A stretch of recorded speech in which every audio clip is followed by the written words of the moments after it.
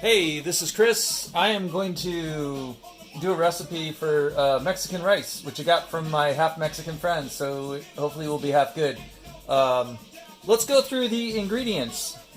You'll need 1 chalama. That's a lie. You will not need a chalama. Thunder looks relieved.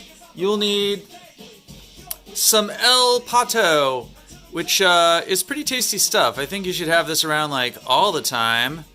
And some pollo consomme, which is like chicken bouillon. Just some general rice. I believe this is some jasmine rice. And we're supposed to use olive oil, but I have this bacon fat, and I also have this sausage fat. And I'm thinking sausage fat and bacon fat has to be way better than olive oil. All right, let's get started. I think we just jumped ahead to the part where I already put the oil in here. I'm not sure, but I will just point out that this is the sausage oil, which is really tasty.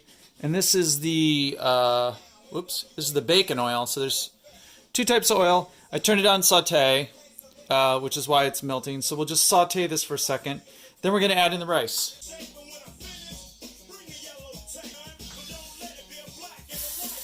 So I'm going to add a cup of rice, and then we're going to saute that for a few minutes. Going to get this all this fat distributed. There aren't many things that bacon fat will not improve on. So it's just... Okay, so normally when I make rice, I put in 1 cup of rice to 2 cups of water in general. That's my general ratio. But I was told to put in 3 cups of water, which sounds like too much. But that's what I'm going to do.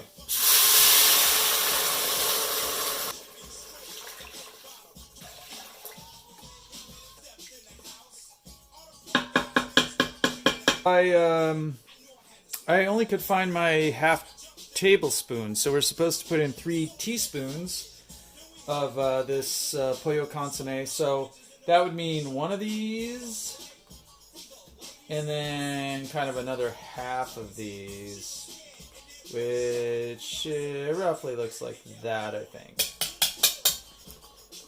Obviously things are boiling now. I'm going to add the El Pato.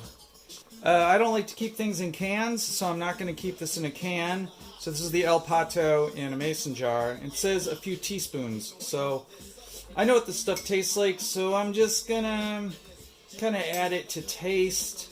Each one of these is probably more than a teaspoon, but, you know, I'm going a little extra. I'm going extra because I know what this stuff tastes like and I know how it plays out. By the way, this El Pato, where's the El Pato thing? Not only is this cheap, but it's like a good thing you can add to like pupusas, or if you make like an enchilada. This can flavor up a lot of things nicely. It's like liquidy marinara sauce with some pepper in it. All right, so I'm just gonna stir this up. Stir this because it hasn't really gotten stirred. And one of the things, if you cook in a pressure cookers are awesome in a lot of ways. But one way they're not awesome is, you know, once you put the top on it, you're pretty much done with the stirring. And then I'm going to put it on a low setting for, I think it's something like 35 minutes. So this feels very stirred. This feels very stirred to me right now. So I'll put the top on this thing. I'm going to leave it open, leaving this venting, right? So we're not going to pressure cook. We're just going to simmer. So we're going to simmer for 35 minutes. So I have to turn off the saute setting, which you can barely see, but it's down here. I'm going to cancel everything.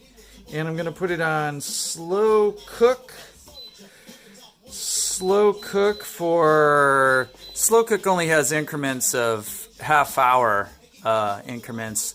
So I'm going to put it on for 30 minutes, and then we'll just come back in 30 minutes.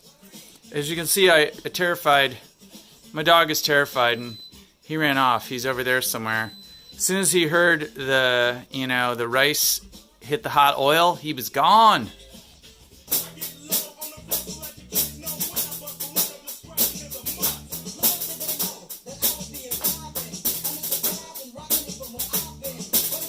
It hasn't been quite 30 minutes, but I am going to take a look in here, and I'm going to, or it hasn't been quite 35 minutes. You gotta shake off all the water on here, unless you want to pull it off quick and drip all over and scald yourself. Looks like Mexican rice, which doesn't mean much, but I was gonna fluff it. Every time I say fluff something, it kind of makes me laugh, giggle, and then.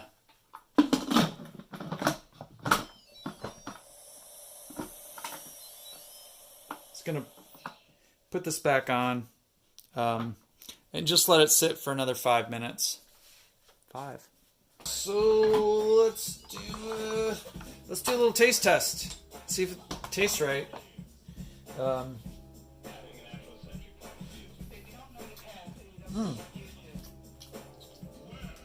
pretty damn good.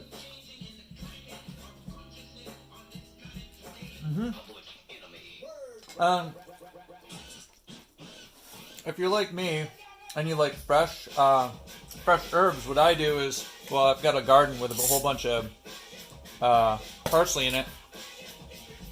So this is my strategic reserves of parsley, which I froze. And if you freeze this shit, it stays great for a long time. So I froze it, and I'll soon be chipping it out on some of this. So stay tuned.